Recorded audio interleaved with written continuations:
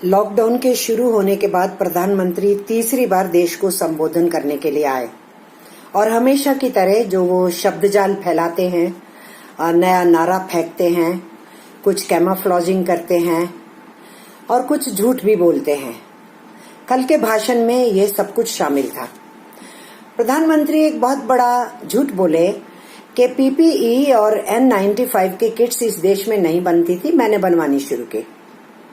प्रधानमंत्री इस documented truth को नकार नहीं सकते कि 31 जनवरी से पहले और 8 फरवरी के बाद हिंदुस्तान इन सेफ्टी इक्विपमेंट्स को एक्सपोर्ट कर रहा था और 24 मार्च तक एक एक्सपोर्ट जारी थी और फिर सरकार के ही एक सर्कुलर के द्वारा, एक ऑर्डर के द्वारा उसको बाहर भेजना बंद किया गया।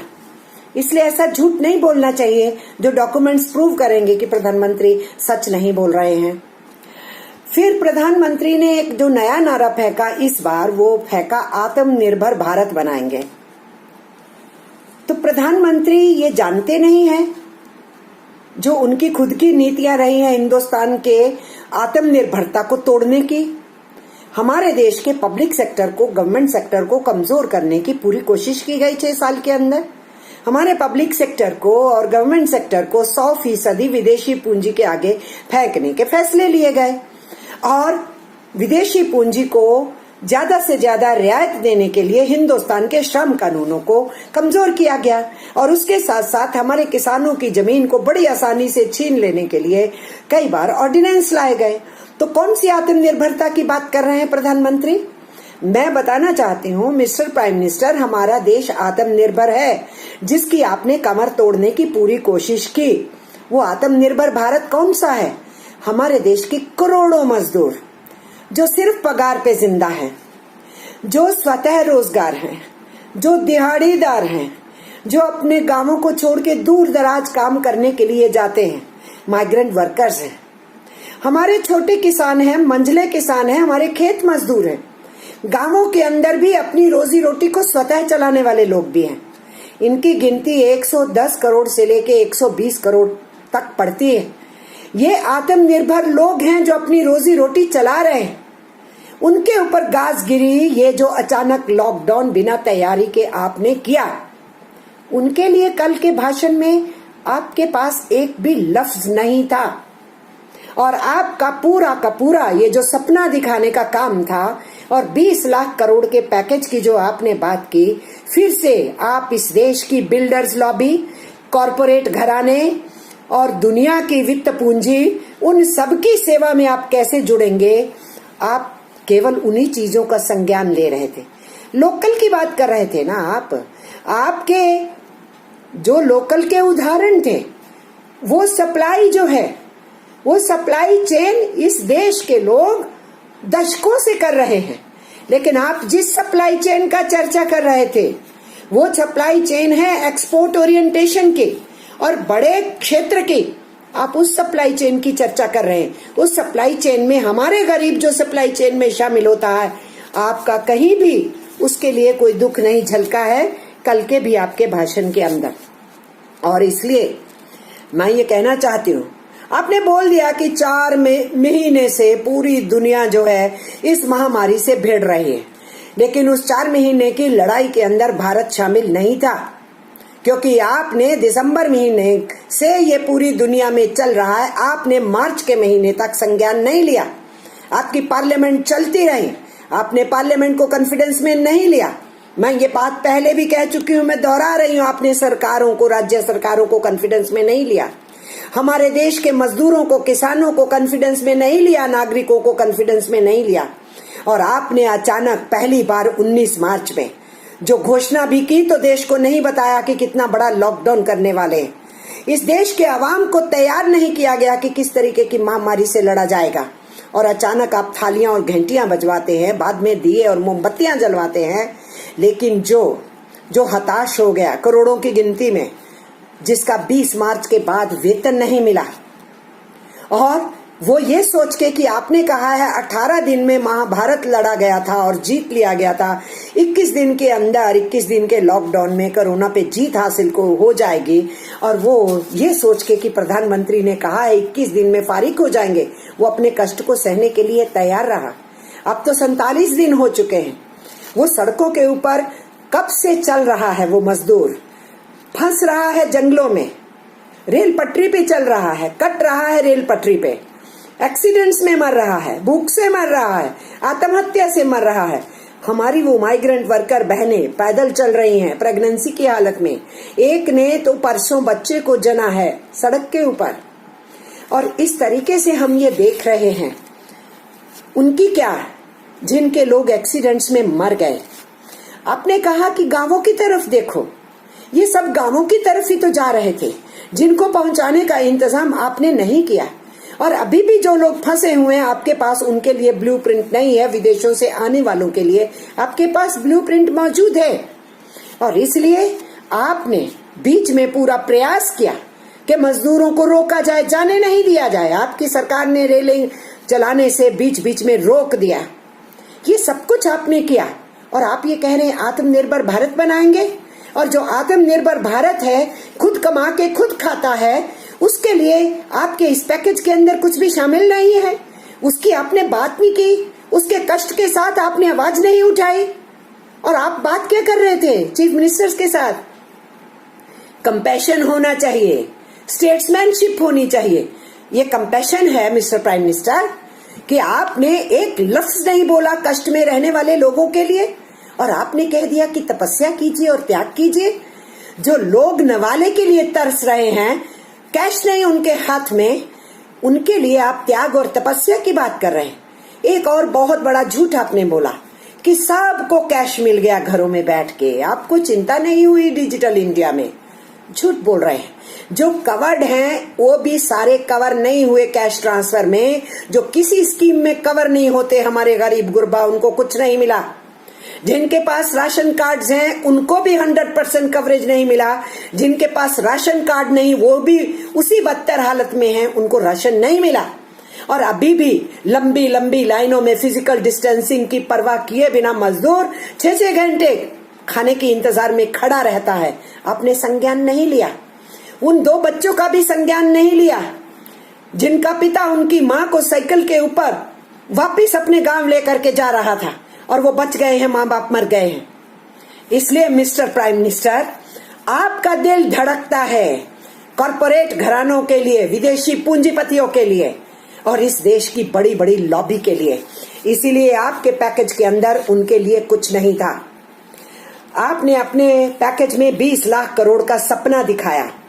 वो काफी है आपके देशभक्तों के लिए, जो तथाकथित आपके भक्त हैं। वो देशभक्त नहीं है, वो श्यूडो देशभक्त हैं। उनको डुगडुगी बजाने का आपने छिंछना दे दिया। और आपके जो गोदी मीडिया हैं, उनके लिए भी 2-3 दिन का काफी सामान मिल गया है आपके इस भाषण से। वो चलता रहेगा। पर मैं ये कहना चाहती हूँ, उस 20 लाख करोड़ में जब आपने ये सपना दिखाया मुंगेरी लाल का, तो कुछ सेंटेंसेस बोलने के बाद साथ में आपने ये भी बोला, आपने ये कहा कि इसके अंदर वो सब कुछ शामिल है। क्या शामिल है? जो वित्त मंत्री पहले 1,76,000 करोड़ का पैकेज देके गई थी। इसमें क्या शामिल है? जो रिजर्व बैंक ऑफ इंडिया के गवर्नर बीच में आए थे और आकर के कई घोषणाएं करके गए थे, वो भी शामिल है। जो वित्त मंत्री दोबारा आके बहुत से कंसेशंस कॉर्पोरेट घरानों को देके जा चुके हैं, वो भी, जिसके तहत और बहुत सी छूट देने का काम किया गया आरबीआई के द्वारा या वित्त मंत्री के द्वारा। ये सब कुछ अगर पैकेज मिला लिए जाते हैं, जो ऑलरेडी दिया जा चुका है, वो 11 लाख करोड़ है। उसके अलावा आरबीआई ने जो कुछ पिछले दिनों इशारा किया, 5 लाख करोड़ आरबीआई संज्ञान में ले चुकी है। वो बांटने का काम जो उनको करना है और किनके लिए करना है, सब हम जानते हैं। इसलिए बड़े बिजनेस के वास्ते आप सब कुछ करने को तैयार हैं और ये सब मिला करके हो जाता है 16 लाख करोड़ रुपया। 20 लाख करोड़ का जो आपने झुंझुना दिखाया है, उसमें से सिर्फ 4 लाख करोड़ है, जिसको हम कह सकते हैं जीडीपी का 2 या 2.5% बनता है। पर आपको तो पूरी दुनिया के अंदर अपनी पीठ चुकवाने का काम करना होता है। इसलिए आप बताना चाहते थे कि अगर अमेरिका 13% दे सकता है जीडीपी का, इंग्लैंड 12% दे सकता है जीडीपी का, कनाडा 10% दे सकता है जीडीपी का, तो हिंदुस्तान पीछे नहीं है जी, हम भी 10% दे रहे हैं जीडीपी का। जनाब, जीडीपी कहाँ है आपके? दुनिया बता रही है कि हिंदुस्तान 0 तक होने वाली है उसकी ग्रोथ। ये दुनिया बता रही है कि 40 करोड़ से नीचे ज्यादा गरीबी में धंस जाएंगे। ये तो अब सर्वविदित हो गया हिंदुस्तान के खुद के सर्वेस पे कि 27% अनएम्प्लॉयमेंट रेट हो गई। तो वो माइग्रेंट वर्कर, वो दिहाड़ीदार, उसके लिए इस बजट के अंदर कुछ नहीं है, कैमोफ्लेजिंग है। और मिस्टर प्राइम मिनिस्टर, मैं सीधे सीधे कहना चाहती हूँ, आपने रिफॉर्म्स का बात किया, आपने कहा मानव केंद्रित विकास होना चाहिए। तो आपके विकास के मॉडल में मानव तो केंद्र में है ही नहीं, यह हम 6 साल से देख ही रहे हैं।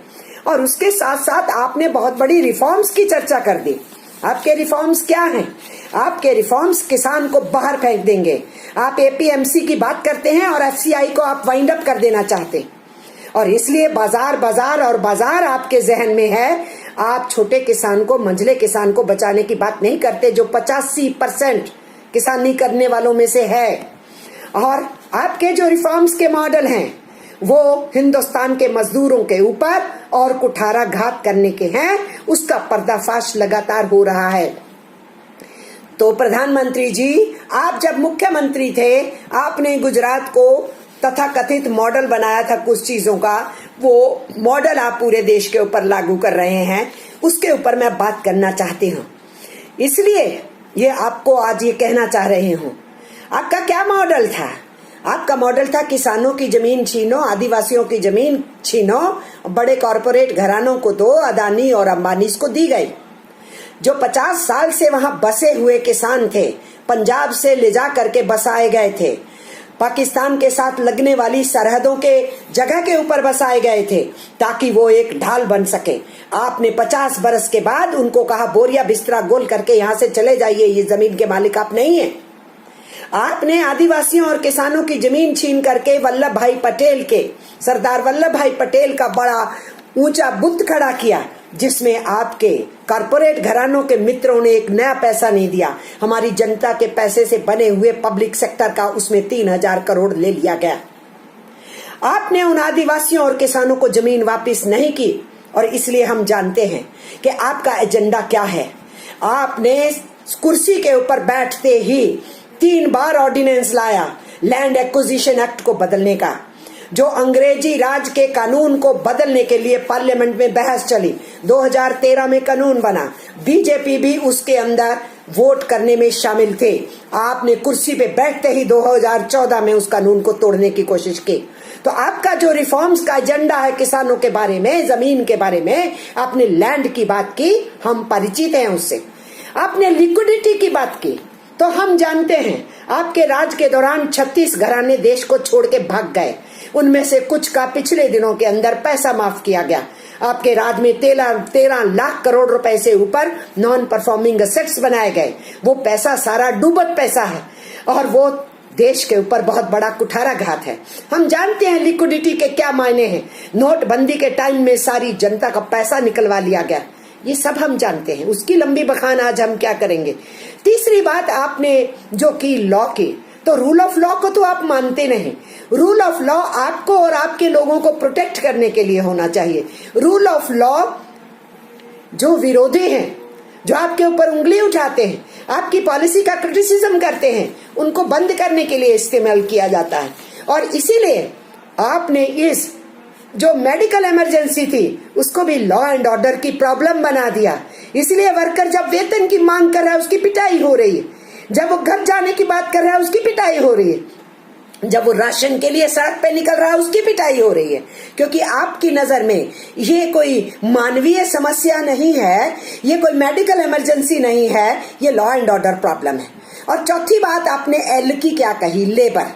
तो आपने यही काम गुजरात के अंदर किया था किसानों के लिए, और इसी तरीके से आपने लैंड का काम तो किया ही था।